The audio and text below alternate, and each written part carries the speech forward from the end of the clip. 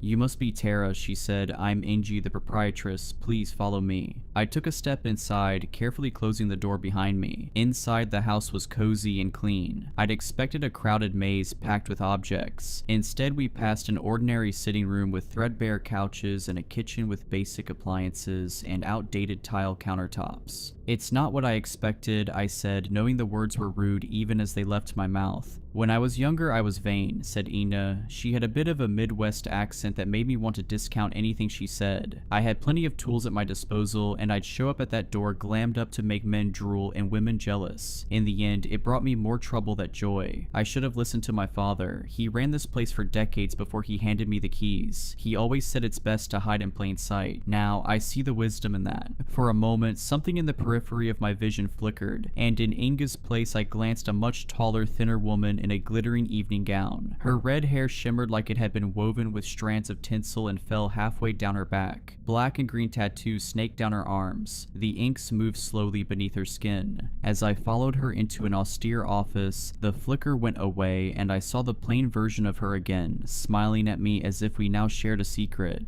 "So," she said, "I'm aware of your situation. I sympathize." "Do you have children?" I asked, and she shook her head. "I've never wanted them," she said. "It complicates this line of work. Certain clients see fit to threaten your family's safety if they can't get what they want. Things get quite ugly." She said this with an air of someone who'd crossed many dangerous people and come out on top. I thought it best not to inquire further. "I've tried all the normal methods," I said. "Hormones, IUE, IVF. I was trying not to betray any emotion, but I felt my chest constricting. I'd hate myself if I cried in front of this stranger. I just thought if maybe you had some kind of ointment maybe, or a charm." Jesus, I can't believe I'm saying this out loud. She held out a hand, gesturing for me to do the same. Then she took hold of my wrist and spit in my open palm. I tried to draw it back, but her grip was far stronger than it should have been. She rubbed her thumb in small circles all around my skin until the spit was spread evenly. Then finally, she released me and slowly nodded. "Unfortunately, none of the usual methods will work in your case," she said. "There's something blocking you."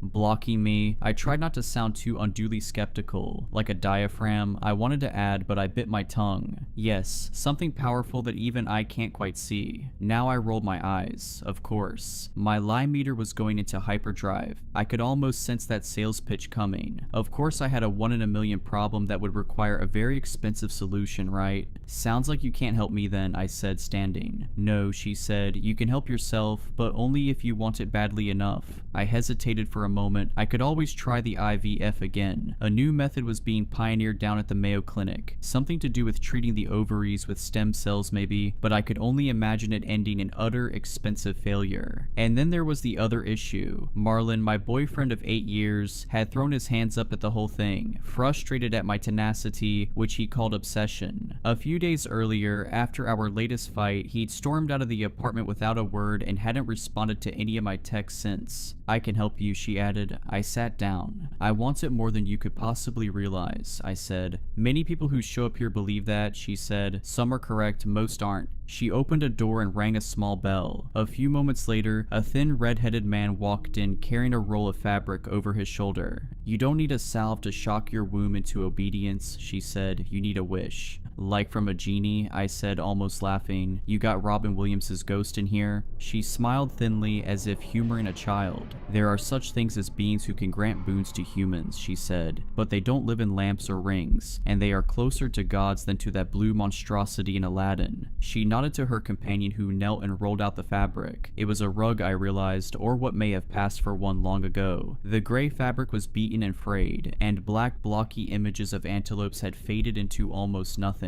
"The rug is from the Ubaid period, roughly 4800 BCE, explained Inga. "Even were it not charmed, it would be one of a kind amongst the oldest textiles in existence. By the same token, it's likely that it had survived for so long precisely because of its supernatural qualities." I had to stop myself from making a joke about magic carpets. Inga looked deadly serious now. "In the popular imagination, magical objects are portrayed as easy fixes," said Inga. "A lamp you rub, or a sword that slices through stone, a carpet that flies. In reality, most enchanted objects can only be activated through extreme effort and determination. They're merely a foot in the door to seeking supernatural aid. The true effort comes from the seeker." "So how does it work?" I asked. "To contact the being tied to this rug, you must kneel on it for 3 days and nights. During that time, you may not sleep, eat, or drink. If you have proven the strength of your resolve after 3 days, the spirit will visit you in your desire. And I can wish for anything. Most wishes are acceptable, but it's good to know ahead of time that there are limits. You cannot use the wish to kill a living thing or to negate the wish of another. Such things are against the nature of the spirit. It is a generous being by nature, looking to grant the heart's desire of the worthy."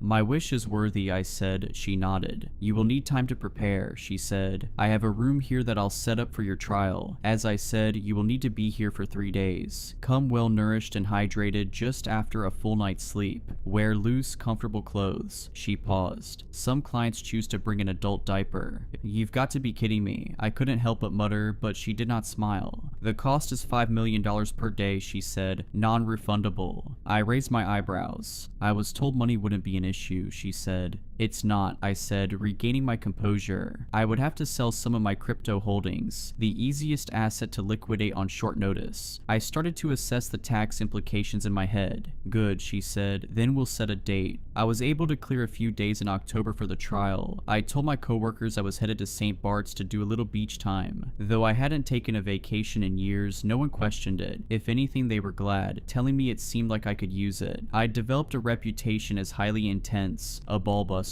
I think everyone was happy to get a break from me for a few days. I did finally hear from Marlon. He called to let me know he was coming for his things and that he hoped I wouldn't be there when he arrived. It hurt to lose him, but I told myself I was better off moving forward alone. Perhaps I just didn't want to endure the embarrassment of explaining my visit to Fleur and the trial awaiting me. If anything, Marlon was even more of a skeptic than I was, but he wasn't the kind of person who really truly wanted anything. He'd gone along with the baby plan partly because of me and partly because it was the thing people did. But I know he never really fantasized about holding a newborn in his arms, taking joy in her little coos and laughs. He was simply along for the ride until things got too hard, and then he wasn't. It was all for the best. If the wish worked as promised, I wouldn't need Marlon or any man. The baby would be all mine. In the days leading up to the trial, I did everything I could to prepare. I caught up on sleep, ate at a small caloric surplus, and did a daily yoga routine to loosen my joints. Embarrassingly, I also prayed to a small statue of Mary my mother had given me as a girl. It was one of the few objects I'd kept from childhood, and I certainly wasn't Catholic anymore, but it felt like it wouldn't hurt. Finally, the day came. I arrived at Fleur and ascended the steps. The door opened before I could even knock, and Inga gestured for me to enter. She was dressed in a sort of white linen uniform with a tan apron. She might have looked at home in a day spa. Indeed, she handed me a glass of ice water with a cucumber floating inside. "It's important to hydrate and best to empty your bladder before you go in," she said. Then, looking me in the eye, she added, "Is your resolve as strong now as when we last met?"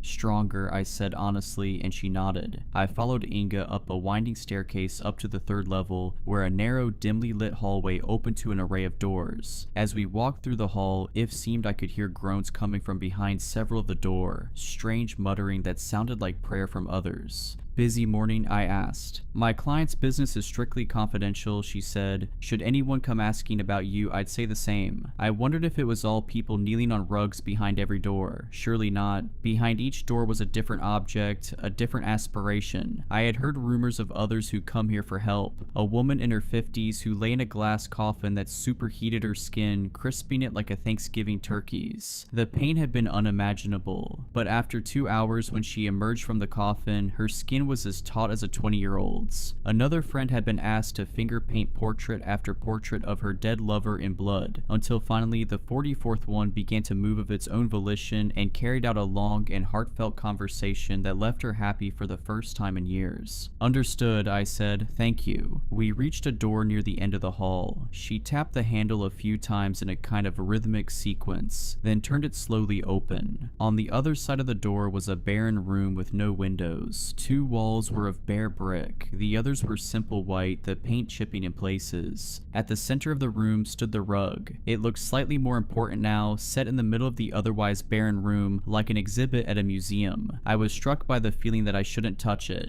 Your trial begins as soon as you place your feet on the rug, said Inga. The spirit will expect you to kneel for the duration of your time here. A bit of stretching from time to time is acceptable, but under no circumstance are you to leave the rug. Should you wish to abandon the trial, simply walk to the door and knock thrice. No negative consequences will befall you, but you will still be expected to pay, and you will not be allowed to attempt the trial again. She paused for a moment. I should have asked this before, she said, but as I mentioned, there's some kind of blockage preventing you from having a child. Do you have enemies? Someone who would care enough to curse you? I tried to think. I'd upset plenty of people in my life, especially at Word. I had ruined certain companies, effectively putting my boot on their necks when they showed the first signs of weakness. I'd sparked selling frenzies that tanked stock prices and ruined small financial empires. An angry tech bro had once pelted me with a milkshake as I left the office. I don't think any of my enemies believe in this stuff, I said, and she nodded. Good, she said. The trial begins now. She walked outside, closing the door behind her, and though I was now the only person in the room, I didn't feel alone at all. The rug had a presence to it, I realized, just not necessarily a human one. Slowly, I removed my heels and circled the rug. The floor was frigid against my bare feet, cold enough to be uncomfortable, yet I found it difficult to will myself to step onto the fabric. Finally, I shook my head. I was being stupid. I would get on the rug. I had never shied away from anything simply because it was hard. This time would be no different. The first few minutes were unremarkable. I knelt on the old fabric and stared blankly at the wall. Years of classes, yoga, barre, Pilates, etc. had trained me for this moment. If anything, when I closed my eyes, I could pretend that I was simply holding child's pose for a bit longer than usual, and that I'd soon be hitting the shower and indulging in a green smoothie. As time wore on, it became harder to maintain this fantasy. My muscles began to ache and I shifted to other sorts of kneeling, sometimes with my torso elevated, sometimes lying forward and touching the rug with my fingertips. Initially, the rug had seemed to possess no smell, and I imagined it had dissipated over the course of millennia. Now though, with my mind emptied and my senses heightened, I caught notes of odd scents, a kind of burnt one emanating from the black dye and a musky, earthen one from the fabric itself. Did they have sheep back in the olden days of the Fertile Crescent, or had this been woven from the hair of some other animal? The pain became worse. My lower back and knees throbbed. How long had I been kneeling now? Surely not more than a few hours. Was I really ready to endure this for days? I'm going to stand and stretch now, I said, feeling like an idiot. I hope that's okay. That doesn't break the rules, right? There was no response, and I felt extra stupid. Okay, I asked one last time. Looking up, I seemed to spy a haze of something at the far end of the room near the wall in front of me. An old woman was sitting in a chair knitting. For a moment, she looked up from her work and met my eye, then she slowly nodded, giving me permission. Carefully unbending my knees, I stood. The relief was immediate. The fire that had been burning in my joints went out as if doused with a bucket of water. This is still the easy part, said the old woman quietly from the far side of the room. If you don't have the will to continue, better to quit now. There's no prize for quitting halfway or even at the 3/4 mark. You've never met anyone with a will like mine, I said. She snorted a little and went back to her knitting. Kneel, she said quietly, and then she disappeared. The pain grew worse, and if it was just pain, it might have been easy, but your mind plays tricks on you when you hurt. It'll tell you that you're doing permanent injury to your knees and ankles. It'll ask if the tingling sensation in your toes is nerve damage. Could your spine itself be in jeopardy? Will you still be able to walk at the end of all this? But through all of it, I didn't stop kneeling. Every time an intrusive thought arose, I made myself think of my daughter. At times, it was almost as if I could see her. In the vision though, she wasn't a baby, but a woman fully grown, perhaps even my same age. She stood behind the old woman, a hand on her shoulder. She stared at me as if looking for something, perhaps wondering if I'd soon give up, if she'd never come to exist. This wasn't the first time I'd seen my daughter. Since I was a teenager, I've had vivid dreams about her. Us at high tea in matching dresses, arguing the merits of English breakfast and Earl Grey. Me at her college graduation, my eyes welling with tears as she collects her Princeton diploma. Me popping a bottle of champagne to celebrate her putting the down payment on her first apartment, a little one-bedroom in Brooklyn. It was all so clear that it seemed inevitable, like the dreams were a reality just waiting for me once I reached the proper time. I knew I was destined to become the mom that my own mother never was. Yes, my mother was a disaster. She'd moved to New York from rural Virginia, assuming she'd be discovered by some producer at the cafe where she worked and book her ticket to Broadway. Every morning she spent an hour in the mirror, preparing for her big break, but it never came. Instead, there was only an endless procession of men, some with promises of fame and fortune, but mostly just a string of losers that grew increasingly dangerous. I don't like to talk much about that period of my life, except to say that it was terrible and not something I'd wish on anyone. It all ended when I was 12 and came home from school to find her half dead off a bag of gray powder, lying on the couch beside her fully dead boyfriend. I went to live with one of her cousins in Brooklyn after that. She had 2 daughters of her own and worked almost constantly. To her credit, I wasn't treated any worse than her biological children, but that's not saying much. At best, we were all seen as burdens, but at least I was safe. I suppose it made me tough and eager to be nothing like my mother. I grew up hating her and had very little contact with her once I stopped living at her place. At some point, I heard that she died falling from a balcony, an act that may have been self-inflicted or at the hands of a jealous boyfriend, though the truth was never discovered. I chose not to attend the funeral. I suppose I was driven to be my mother's opposite in every way. Through high school, my grades were perfect and I never dated. I told myself that when I was older, I would give my daughter the things I never had. A clean apartment looking over the park, and a stable dad who never drank and woke up early each morning to brew coffee and read the news. A mother who loved her above all other things. I looked up at the old woman. My daughter's shade stooped down and whispered something in her ear. "What?" I asked, attempting to bend my head up to look at them. I realized I barely had the strength to do so. How long had I been here now? I had no phone, no watch. The room had no windows. It could have been the first day or the second, certainly not the third. "She says that you could never love her above all other things," the old woman muttered. "You love yourself too much." Had they read my thoughts? "What does she know?" I asked. "She doesn't know me. She's not even real."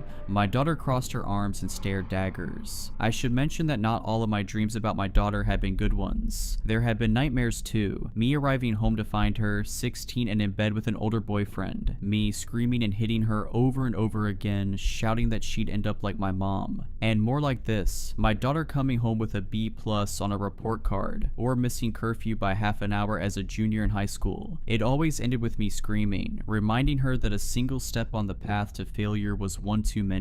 I would wake from these dreams full of anger at her, incredulous that my imagined daughter could betray me in such a way. At some point, my right knee gave out. I wasn't sure if the joint had ruptured permanently or if it just needed some rest, but there was physically no way I could make it hold position. I collapsed face first onto the rug and looked up at the old woman as if to ask if this was acceptable. She nodded almost imperceptibly. At some point that I had soiled myself. Not quite sure what to do, I removed the stained pants and underwear and tossed them to the side of the room. Then, for whatever reason, I removed my shirt as well, throwing it after the others. I lay curled in a naked ball, looking weakly up at the old woman, who kept busy with her knitting. "How long?" I asked, but she didn't answer. Beside her, my daughter never took her eyes off me. She was smirking just a bit, reveling in my pain. She was the bad girl, the one I'd seen in my dreams. She would disobey me. I would come home from work to find her in a cloud of pot smoke listening to an old Nirvana album, and I would rip the buds from her ears and smash them underfoot over and over again until they were plastic dust. "Give up," she mouthed. And never, I tried to say, but my lips were chapped and bleeding and the words caught in my throat. I knew then that I would amend my wish. I would wish for a good daughter, not her, not the brat looking down at me from the old woman's side. I tried to give voice to these thoughts, to shout them at my daughter, and found I could not. For the first time I felt a pang of true fear. Not that I would give up, but that I would die here, naked on this rug, before I had a chance to make my wish. There had been no promise that I would live. How long could the body go without water? I would have drunk from a gutter or a horse trough were it in front of me. Anything. Shadows were dancing all around the room, a great revel, all ready to carry me off to somewhere dark and permanent. I knew I could make them go away. I could roll off the rug, crawl to the door, beg to be let out, but I would not. I would never relent. My daughter shook her head and, "See," she said, "she'll never bend." The old woman looked up at me and nodded, and I realized that the rug had extended now, growing longer. It reached all the way to the old woman, stretching out to her feet and upper legs, all the way to the needles in her lap that were knitting it longer and longer. She gestured for me to come closer, and I began to crawl, naked and chapped. My right knee fully numb, I dragged myself to her feet. "Tell me what you desire," she said softly, not meeting my eyes. "You know," I said, "you need to say it."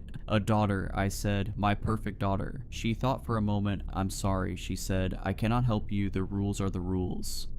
"What are you talking about?" I choked as I asked the question, my throat dry and painful. "Your wish cannot negate the wish of another," she said softly. "I don't understand," I said. What was she talking about? The woman held up the bits of yarns in her lap. They seemed to vibrate, the dancing threads throwing darkness on the wall like shadow puppets. In these shadows a vision formed. It was my daughter years in the future, my same age. She was here in this very room, kneeling on this very same rug. Time moved in fast motion as I watched her suffer just as I had. Her body breaking down, her mind drying into a husk as the lack of sleep and water broke it. But in the end, she too survived the trial. She too crawled to the old woman to make her wish. "I don't want to die," she said through chapped lips, "but I wish I was never born. Could you do that for me?" The old woman looked up at her curiously. "Perhaps. Why is this your wish?" "Because I have never been happy, not one day in my life," my daughter said, blinking away tears. "I had a mother who screamed at me for the slightest misstep. She demanded perfection, and I tried to give it to her. I gave her everything she wanted. I went to Yale, then Harvard Medical School. There's no better doctor in the city, but every day I come home and wish I'd die in my sleep. I haven't spoken to my mom in years, but I still hear her screaming. The second I start to feel happy, she's right there in my ear, telling me I don't deserve an ounce of joy in my life." The old woman nodded. "I can give you what you wish," she said. "Wait," said my daughter. "If you grant the wish, what happens?" The old woman gestured to the work in her lap. "It would be a bit of bother," she said. "I'd have to unravel this a bit." She gestured to the yarn in her lap, still attached to the rug. 38 years worth of work, back to the time of your conception. I'd nudge things just a little bit. A different baby would fill her belly. "No," said my daughter, fighting back tears. "No, no, no. No one else should have to do this, to live this." She thought for a moment, then said, "I want to wish for my mother to be barren, incapable of having a child, ever. Dot." The old woman smiled a bit sadly and nodded. She began to pull at the thread in her lap, unraveling the rug. "Anything else?" "Yes," said my daughter. "One day I want her to find out why." The old woman looked over at me now, then over at my daughter's specter. She shot me one last cruel smile, a look of satisfaction. Then she turned and walked through the darkness of the wall. She would not return. "Do you understand?" asked the old woman. "I can't allow your wish to undo hers." "I understand." "Is there anything else I can offer you?" she asked. I shook my head. She looked up from her knitting one last time. "You may yet think of something," she said. "Come back any time. You know where to find me." Inge must have entered the room shortly after. She gave me a glass of water, which I drank desperately, and a fresh robe. She took me to a shower where I sat and cried on the wet floor. My skin was so broken that I could barely handle the lukewarm temperature. My knee throbbed but had regained a bit of its function. I saw that I would be whole again, physically at least. Since that day I've been at home, slowly repairing myself. Long baths, lunches of chicken broth and juice cut with water. But I can't bring myself to call work or anyone really. I feel that the motor has been ripped out of me, that there's nothing to make me go anymore. What is a life without a purpose? I am not someone accustomed to drifting. And of course I've been angry. At my daughter and at myself. But there's nowhere for those feelings to go. Nothing to do with them. I can't undo the mother I was in some other fabric of reality. body. I am stuck, but at the same time, I have no desire to die. And lately, my thoughts have turned to my own mother, who I suppose made me this way. As I said before, so much of who I am came as a reaction to who she was. I think of the way she cackled when she was high. It was a selfish laugh, a laugh you couldn't share. Late at night, I find myself waking impossibly thirsty, but I do not drink. Instead, I kneel on the bed and stare into the darkness, and I think I see the old woman sitting there. I imagine crawling to her and whispering that I too wish my mother had been barren, that I too want her to know why. I imagine the old woman unraveling another few decades from her work to go back and fix things. And in my reverie, I sometimes hope that I won't be the last one to make this wish, that my mother will do the same, wishing her mother barren, and then on until each bad mother through the centuries is erased along with history itself, the whole rug disappearing as the old woman pulls the thread, until all traces of humanity are wiped away, leaving nothing but a pile of tangled yarn. The first time I saw the 13th floor was just a few days ago, and I hope I will never see it again. It was a normal Monday, and I was exhausted after a long day of work. I work as a nurse at Westview Hospital, and my shifts were always draining, especially that day since I had to work a double. Finally, my shift ended and I hurried out the door. I appreciated not having to worry about parking in a city that was normally so busy. Living so close to work had its advantages. Westview was often still bustling at that hour, but tonight it felt eerily abandoned, as though the world had retreated into the shadows. My apartment building loomed ahead and I quickened my pace, anxious to get inside. I stepped into the lobby of Central Heights, passing by Ray the doorman and offering a polite nod to his wave. Normally, I would have stopped to chat, but I was too tired and was just looking forward to a bath, a stiff drink, and maybe a TV show before I collapsed into sleep. As I made my way toward the elevator, I was already scrolling through my phone for something to watch while waiting for the long ride to the 16th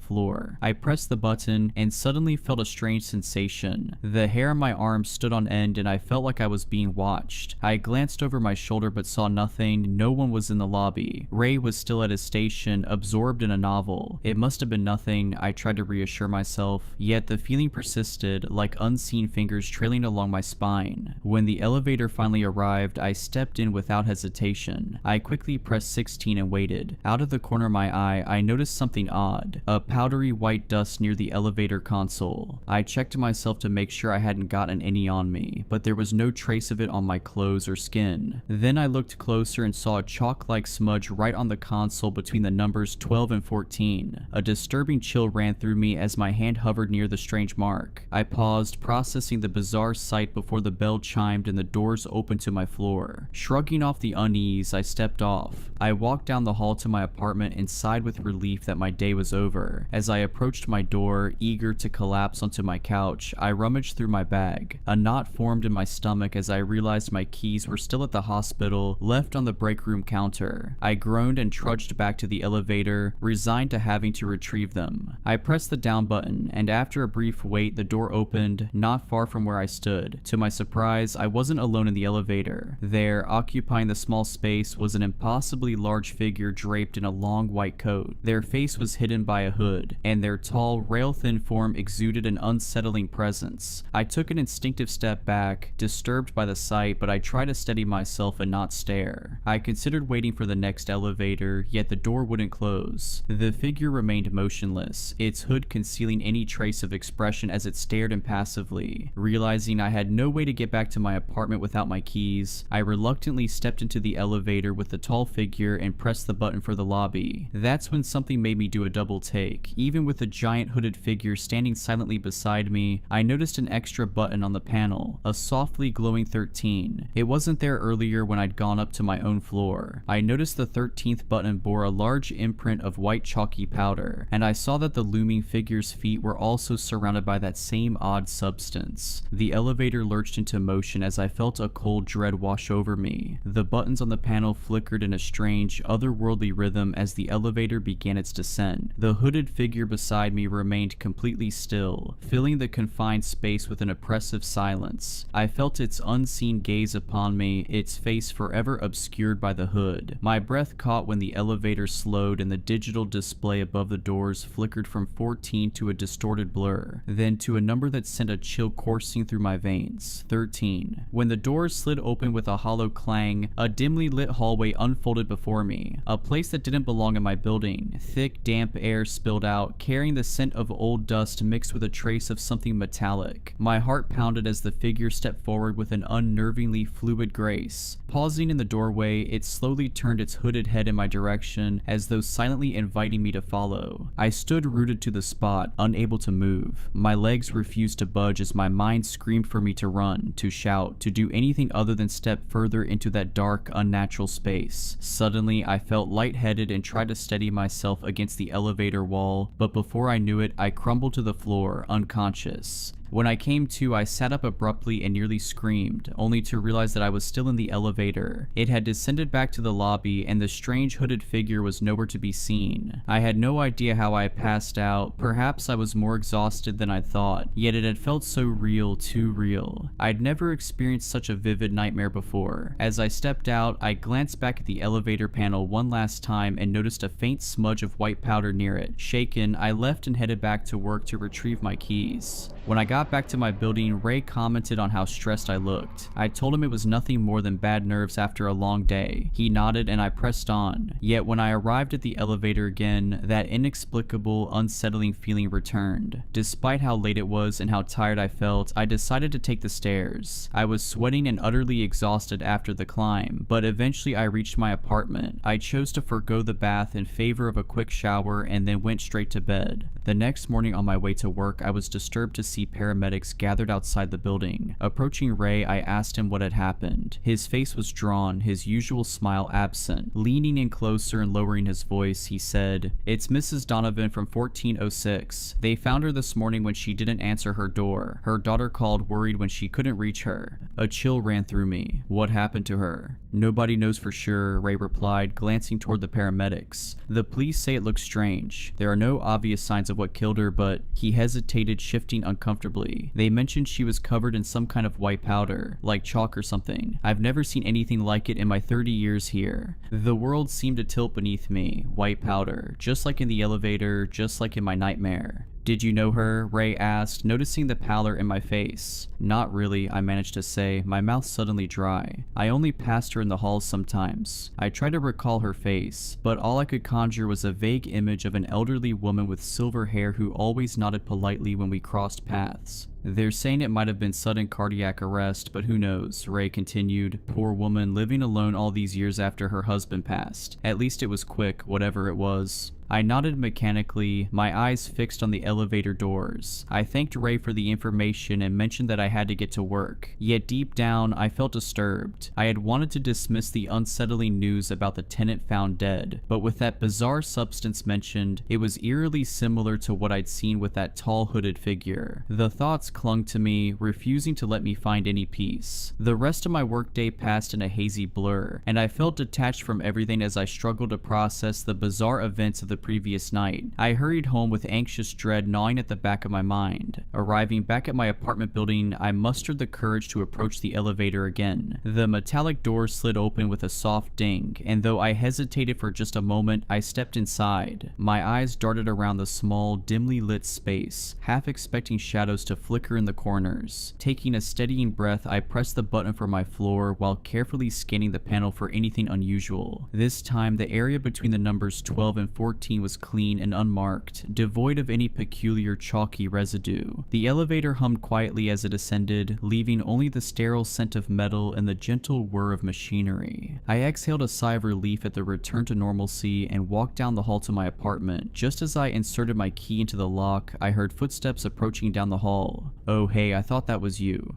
I turned to see Chelsea Matthews, my neighbor from 1604, walking toward me with a reusable grocery bag slung over one arm. Her dark curls were pulled back into a messy bun, and though her face attempted a smile, worry was etched in every line. Hi Chelsea, I greeted her with a forced smile. Chelsea glanced over her shoulder before stepping closer. Did you hear about Mrs. Donovan? She whispered, her voice tight. I nodded, still holding my key in the door. Ray told me this morning it's awful. I can't stop thinking about it, Chelsea admitted, clutching her grocery bag closer to her chest. I saw her just 2 days ago in the laundry room. She seemed perfectly fine, even talking about her granddaughter's ballet recital. A chill crept up my spine. Did Ray mention the white powder they found? Her eyes widened. Yes. That's what's so strange. My sister works at the police station as a clerk, and she couldn't tell me much, but she said the investigators were baffled. It wasn't any kind of drug or poison they recognized, just this weird chalky substance all over her apartment. Her voice dropped even lower. The medical examiner still hasn't determined a cause of death. My legs felt weak as I leaned against the door frame. That's disturbing. There's something else, Chelsea confided, stepping even closer. Mrs. Donovan mentioned something weird the last time I saw her. She talked about having nightmares of a tall figure in white visiting her at night. She shook her head. I assumed it was just an old woman's imagination, you know, but now, the key slipped from my fingers, clattering against the hardwood floor, making Chelsea jump. Sorry, I mumbled as I bent to retrieve it with trembling hands. Did she say anything else about this figure? Chelsea furrowed her brow, just that it was impossibly tall and wore some kind of hood. She mentioned it even left marks on her floor, like footprints or something. She shrugged helplessly. I figured it was just her medication giving her vivid dreams. My mouth went dry. And you said this was 2 days ago? Yeah, she nodded. The day before she died. Studying my face, she asked, Are you okay? You look a bit pale.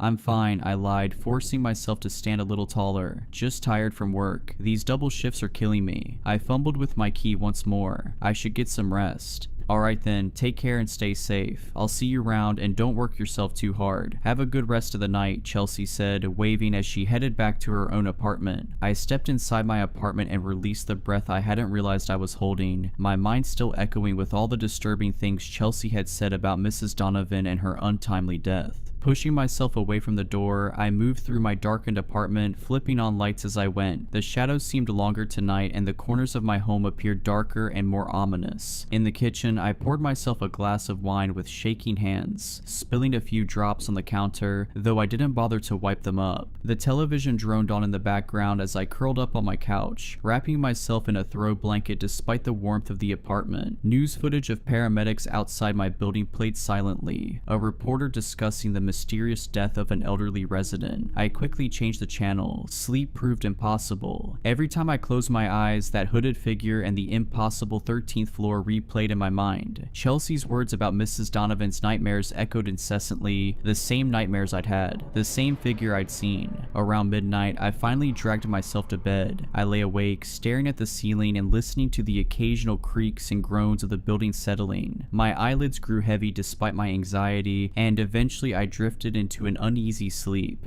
I woke with a start, my alarm blaring beside me. For a moment I felt disoriented, unable to tell if I had truly slept or merely closed my eyes for a few minutes. My body felt heavy and my mind foggy as I dragged myself out of bed and into the shower. The hot water did little to wash away my unease. As I dressed for work, I found myself continuously glancing toward my door, half expecting a knock or the turn of the handle. I chided myself for being irrational, but couldn't shake the dread that had firmly taken root in my mind. My morning routine took longer than usual. Every sound startled me. By the time I was ready to leave, I was already running late. I hesitated at my door, took a deep breath, and stepped into the hallway. The corridor was quiet, with morning light filtering through the windows at each end. I locked my door and headed toward the elevator, only to freeze mid-step. There, in the middle of the hallway, stood Chelsea. I recall that she worked at a different hospital across town, yet she was in her hospital scrubs, though they looked rumpled as if she'd slept in them. Her hair hung loose and tangled around her shoulders. Chelsea, I called out cautiously, are you okay? She didn't respond at first, remaining perfectly still with her gaze fixed on the wall. Something about her unresponsive stillness sent a chill down my spine. Chelsea, I tried again, gently reaching out to touch her shoulder. At my touch, her head snapped toward me, but her eyes remained unfocused, gazing through me rather than at me. Her pupils were dilated and her face looked unnaturally pale. It comes at night, Chelsea whispered, her voice voice raspy and strange. "The shadow of death, it wears white but leaves darkness. It marks them first. The 13th floor, it's waiting there." My blood ran cold. "Chelsea, what are you talking about? There is no 13th floor."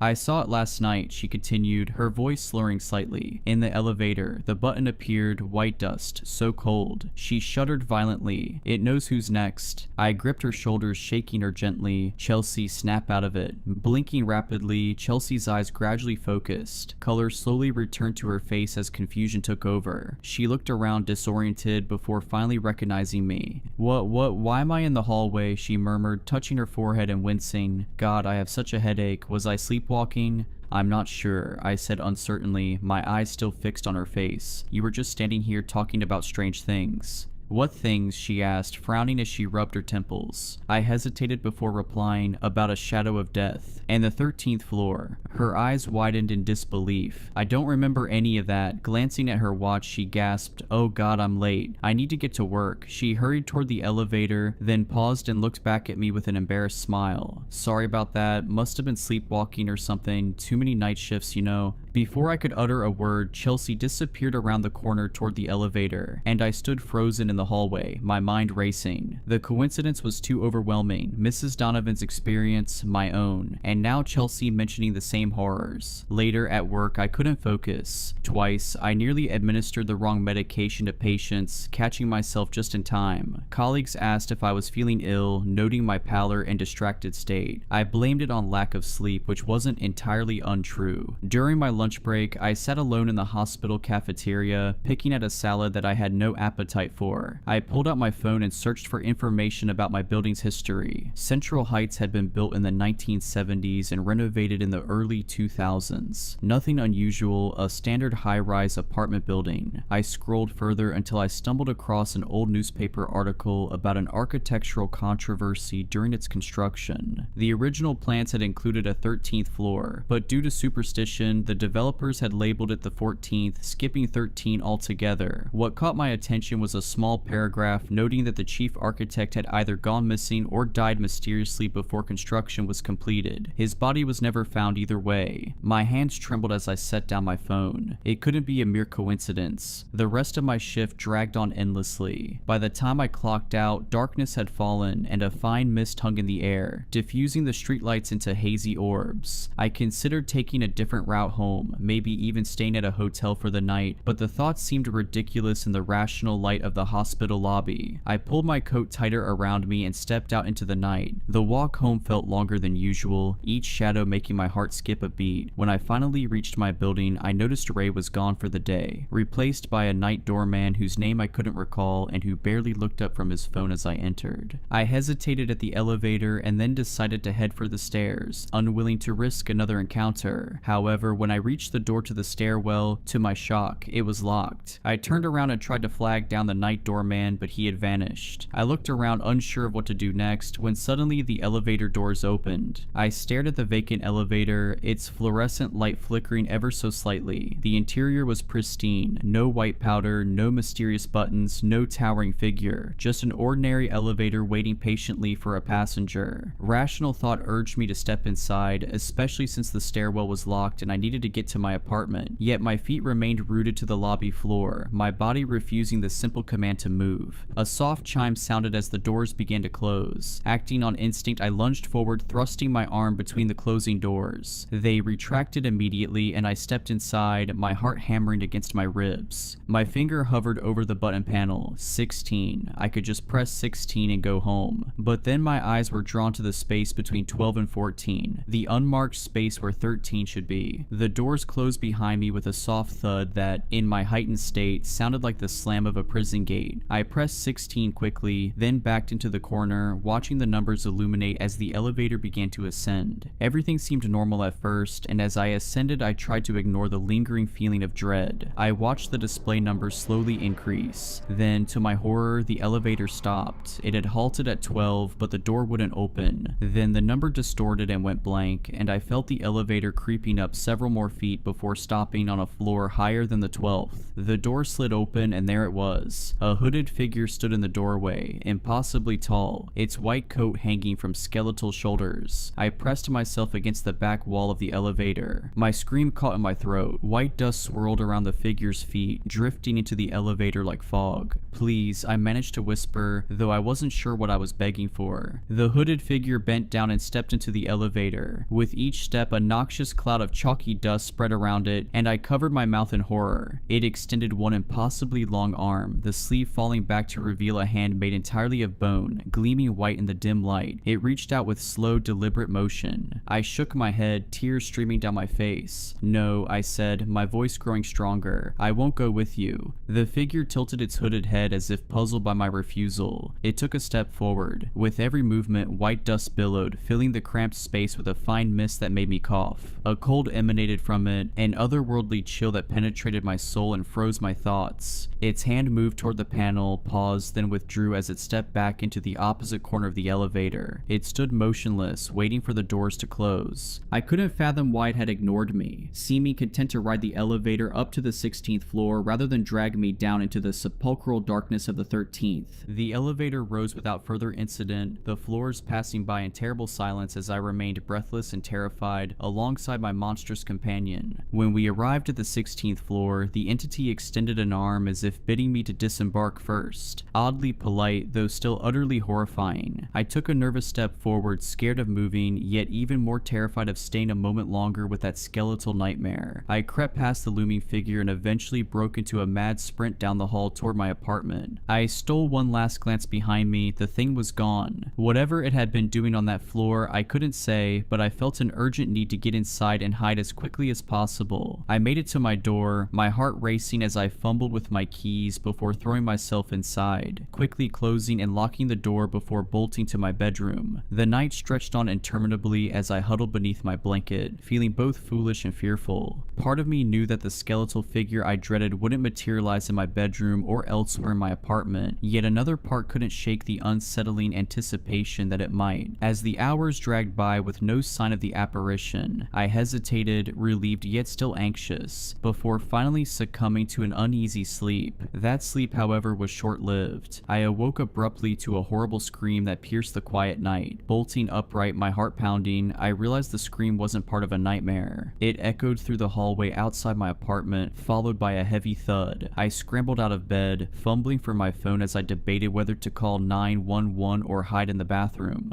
A strange compulsion drew me toward the door instead. I pressed my eye to the peephole, my breath fogging the small glass circle. At first I saw nothing, then movement caught my eye, a figure walking slowly toward the elevator. It was Chelsea. Her movements were unnervingly stiff, limbs jerking slightly with each step as if controlled by invisible strings. Her eyes were wide and vacant, staring straight ahead. Behind her loomed that same white-robed figure, impossibly tall, its skeletal frame nearly brushing the ceiling. One bone-white hand hovered inches from Chelsea's back, guiding her without actual contact. White dust billowed with each unearthly step, leaving a trail of chalky footprints on the carpet. "Chelsea," I whispered, my hand clutching the doorknob. I knew I should open the door, or scream, or do something, but my body refused to move. Chelsea and the figure reached the elevator. The door slid open without either of them pressing a button, revealing an inky darkness. As they stepped inside, Chelsea's head turned slowly, mechanically, toward my apartment. Even through the peephole, I could see that her eyes were completely white now, dusted with the same chalky substance trailing behind the hooded figure. Our gazes locked for one terrifying moment before her face went slack again, and she and the figure stepped into the elevator. The doors closed with a soft chime that seemed disturbingly ordinary amid the horror. I stumbled backward from the door, my legs giving out as I collapsed onto the floor, my breath coming in short, painful gasps. Chelsea, the figure was taking her to the 13th floor, just as it had tried to take me. Images of Mrs. Donovan's death flashed through my mind, found covered in white powder, dead without explanation. I knew I had to do something. I had to help Chelsea. With trembling hands, I dialed 911, but the call wouldn't connect. My phone showed full service, yet the call failed repeatedly. Frustrated, I tossed the useless device onto the couch and scrambled to my feet, pulling on a sweatshirt over my pajamas and shoving my feet into sneakers. The rational part of me screamed that I should stay inside, lock the door, and wait until morning, but Chelsea was my neighbor and I had to try and do something. I grabbed a kitchen kitchen knife, fully aware that it would be useless against whatever that thing was, yet clinging to the faint feeling of security it provided. I flung open the door and stepped out into the hallway, my heart hammering against my ribs. The corridor was empty now, but a ghostly trail of white powder led me to the elevator. Clutching the knife in my sweaty hand, I followed the shimmering, luminescent powder on the carpet. When I reached the elevator, I saw the doors still closed and the indicator light paused between floors. My finger hovered over the call button. Was I really doing this? Was I truly going to follow that thing to wherever it had taken Chelsea? Before I could decide, the indicator light began to move again. The elevator was coming back up. I ducked behind a decorative plant in the corner, crouching low as the elevator chimed its arrival. The door slid open, revealing an empty car. No sign of Chelsea or the figure, just more of that white powder dusting the floor. I approached slowly, knife extended before me. The elevator's interior had a thicker layer of the powder, swirling gently as if disturbed by an unseen breeze. Something compelled me forward, not curiosity, but a desperate need to find Chelsea and rescue her from whatever fate had befallen Mrs. Donovan. I stepped inside, my shoes leaving prints in the dust. The doors closed behind me and I realized I hadn't pressed a button. The panel remained dark. No, I whispered to myself. I was too late. The only trace left was the eerie powder shaped like a skeletal finger pressed on the section between the 12 and 14 buttons. I stepped off that horrific elevator and walked numbly back to my apartment, praying that all of this was just a terrible dream. The next day, my greatest fears were confirmed. I rushed downstairs as quickly as I could, and upon emerging in the lobby, I saw the police and paramedics gathered outside the building. My heart sank. Ray was back at his post, and noticing my horrified expression as I appeared in the lobby, he confirmed the truth I had been dreading. With an ashen face, he said in a low voice, "Found her in the hallway this morning, just like Mrs. Donovan, no signs of a struggle, no obvious cause." Leaning closer and glancing around the empty lobby, he added, "And that same white powder all over her. The police are saying it might be some kind of toxic substance in the building. They're bringing in specialists today." I gripped the edge of Ray's desk to steady myself. "Are you alright?" he asked, concern deepening the lines on his weathered face. "You look a bit shaken." "I'm fine," I lied, the words tasting like ash in my mouth. "Just shocked. I talked to her yesterday. She seemed fine." Ray nodded solemnly. "They're saying it might be some kind of chemical hazard. Management's called an emergency meeting tonight. They are trying not to freak people out." He hesitated, then added quietly, "Between you and me, I've been working here for 16 years. I've never seen anything like this. 2 people in 1 week, under the same mysterious circumstances. Has anyone else reported anything unusual?" I asked in a barely audible whisper. "Anything about the building, the elevator?" Ray's expression shifted subtly. "Funny you should ask. Mrs. Henderson from 1214 mentioned something about the elevator stopping on a floor that doesn't exist." He shook his head. "I told her she must have pressed the wrong button or imagined it. You know, 13th floor superstition gets to people. This building is old enough to have its quirks." I nodded mechanically. Someone else had seen it. I wasn't losing my mind. "Ray," I said carefully, "have you ever noticed anything strange about the elevator, white powder maybe, or unusual people using it late at night?" Ray's eyes sharpened as he studied me. "Why do you ask?" "Just curious," I offered, my attempt at casual conversation failing miserably. Glancing around once more, Ray motioned for me to lean closer. "There have been stories about this building for years," he whispered. "Back in the 70s, during construction, workers refused to continue after dark. They said they saw things. Management called it superstition and fired anyone who complained." He paused before adding, "The architect went missing and the foreman died before it was finished, found in the elevator shaft between what would have been the 13th floor. Covered in white powder," I murmured, finishing for him. His eyes widened and he nodded slowly. For a long, heavy moment, Ray was silent. Finally, he sighed, his shoulders slumping. "I've worked here for 30 years. I've seen residents come and go. I've watched this building age. 3 years ago, the night janitor quit without notice, left his keys, his uniform, everything. He just disappeared. Before he left, he told me something I've never forgotten." He swallowed hard. "He said he'd seen death itself in the service elevator, wearing a heavy white coat." A chill ran down my spine. "And did you believe him?" "I didn't," Ray admitted. "I thought he was hitting the bottle too hard. But then," he trailed off, glancing toward the bank of elevators, "I've seen things too. Glimpses, shadows where there shouldn't be shadows." "Why haven't you left?" I asked quietly. Ray's expression hardened. "This is my home. It has been for a long time. Whatever's happening, I'm not letting it chase me away." He straightened, returning to his professional demeanor. "You should be careful. Maybe stay with family for a few days until they figure out what's going on." I nodded, though I knew no investigation would uncover the truth. What was happening defied all rational explanation. "Thank you, Ray," I said, turning toward the door. "I'll be careful." I briefly considered taking the day off from work, but I decided against it since I figured I could use the distraction to ignore the insanity swirling around me there. At the busy hospital, I almost forgot the horrors of the night before, but as my shift ended, the dread of returning home settled over me. I lingered for a while, making small talk with colleagues who were just starting their shifts, anything to delay the inevitable. Outside, twilight had fallen. The streets were quieter than usual, or perhaps it only seemed so to me as each echoing footstep counted down the moments until I got back to my home. Central Heights loomed ahead, its windows lit against the darkening sky. How many residents had no idea what lurked between the floors? How many came and went, oblivious to the horror stalking the hallways at night? As I approached the entrance, I noticed a small crowd gathered outside. Police tape cordoned off part of the sidewalk, and officers were speaking with some residents. An ambulance idled nearby, lights off but doors open. "What's happening?" I asked a pale-faced woman hovering at the edge of the crowd. The woman turned and said in a shaky tone, "Another one. Mrs. Henderson from 1214. Found her in the stairwell about an hour ago." My blood ran cold. Mrs. Henderson, the same woman Ray had mentioned who'd seen the 13th floor. My legs nearly gave way. "White powder?" I asked, already dreading the answer. She nodded. "That's what they're saying. Just like the others, 3 deaths in 1 week. People are talking about moving out."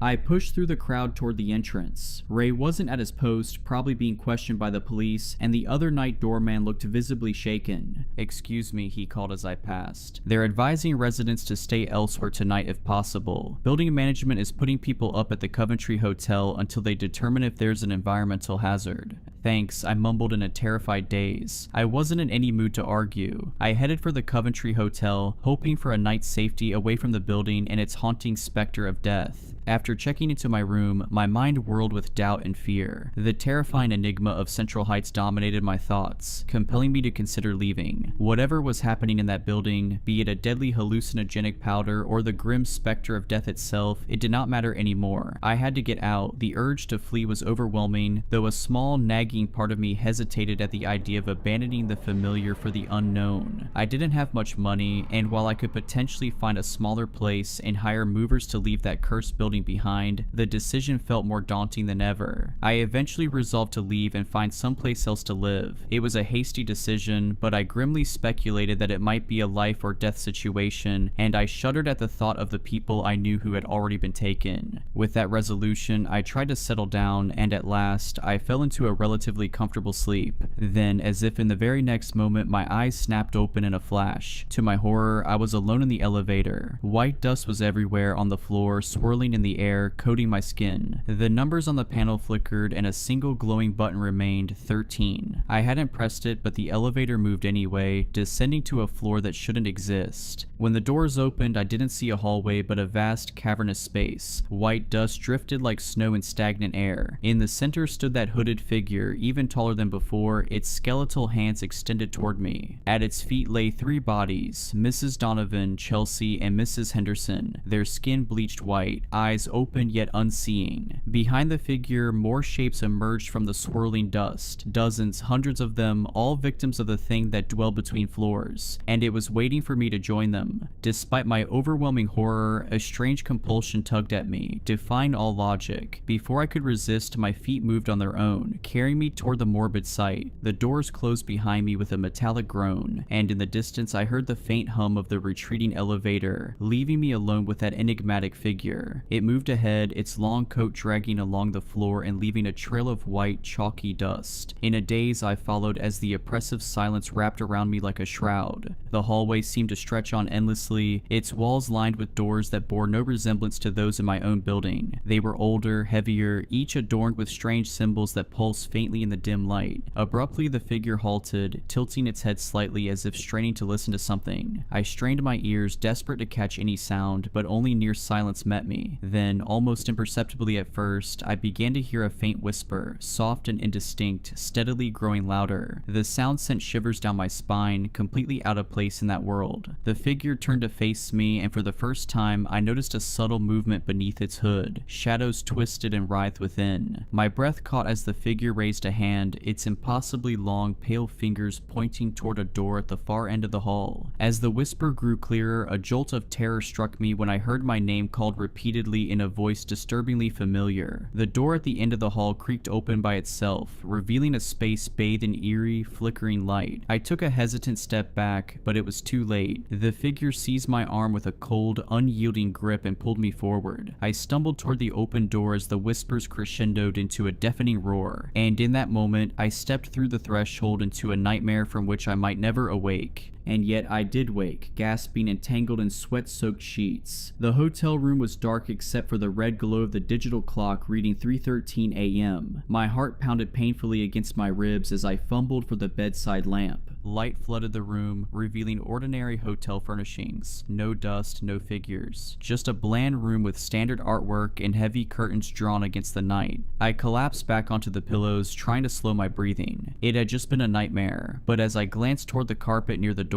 I saw a fine white powder dusting the threshold, as if someone or something had tried to enter. Frozen, I stared at the white trace. It hadn't been there when I checked in. Then a sinking dread gripped me. My eyes darted down to my feet, now engulfed in a thick layer of the eerie, chalky substance. Panic surged as I bent to touch my foot, and there it was, a bruise, vivid and sinister, marking the exact spot where an otherworldly hand had seized my arm with unyielding force. Desperation clawed at my mind as I scrambled for a shred of logic, but only chaos answered. The figure had found me. Even here, miles from Central Heights, it had tracked me down, or perhaps I'd even ventured into its lair in my sleep. It couldn't be real, but the powder by the door and on my feet was real. The deaths were real, and whatever was hunting me wouldn't stop until it had claimed me too. I hurriedly dressed, hands shaking as I stuffed my few belongings into a bag. I knew I had to leave, to put as much distance as possible between myself and everything here. I crossed several state lines and did not have a destination, besides as far away as I could get from that nightmare and the being that might even now still be searching for me. Yet, even abandoning my possessions and leaving, doubt still gnaws at my resolve. Perhaps leaving the city entirely and abandoning everything might be enough. But deep down, I wonder whether it could ever be enough. I don't know if I can ever outrun the shadow of death itself that haunts the 13th floor. If you enjoyed these stories, please consider subscribing and liking this video. Let me know your thoughts of these stories in the comments below. I frequently talk to my viewers there. But anyways, I hope you were creeped out.